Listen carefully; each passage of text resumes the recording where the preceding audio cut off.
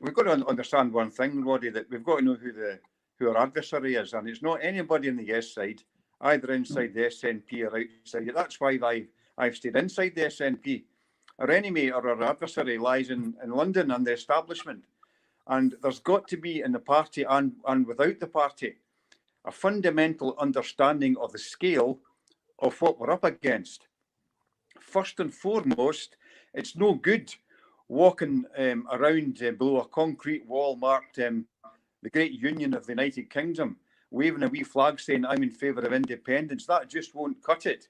What we need to do is to devise a strategy to break down that wall. And the only way we can do that is to harness the power of the Scottish people, the individual power of them. I mean, after all, that's where power lies and nowhere else. And as I mentioned before several times, we've got to understand that unless or if the party or if the people give us an absolute majority to do something, then it's beholden upon us to deliver it. Now, this really angered me, Roddy, if I may continue for a wee second, about the election in 2021. That was the biggest mandate ever, probably in the history of the United Kingdom for anything.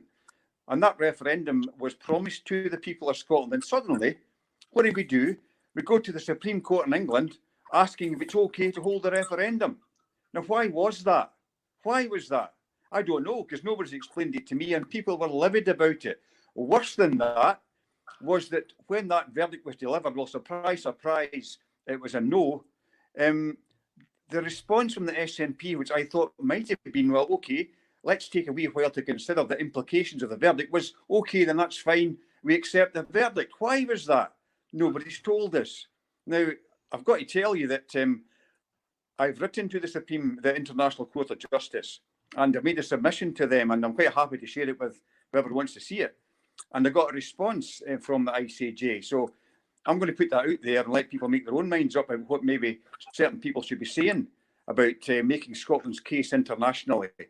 Maybe the ICJ is a difficult one because of the way in which you can hear appeals and cases. It's tricky.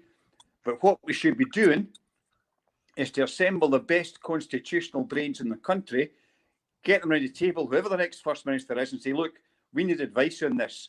We need to go international. We have a Scottish diaspora of 30 million people in America and Canada, New Zealand and Europe, and we need to be bringing them on board.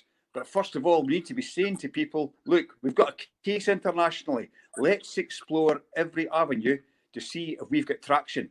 And if we have, then perhaps even the issue of the referendum itself could be reopened, because I am not happy the way that mandate was simply cast aside, Roddy.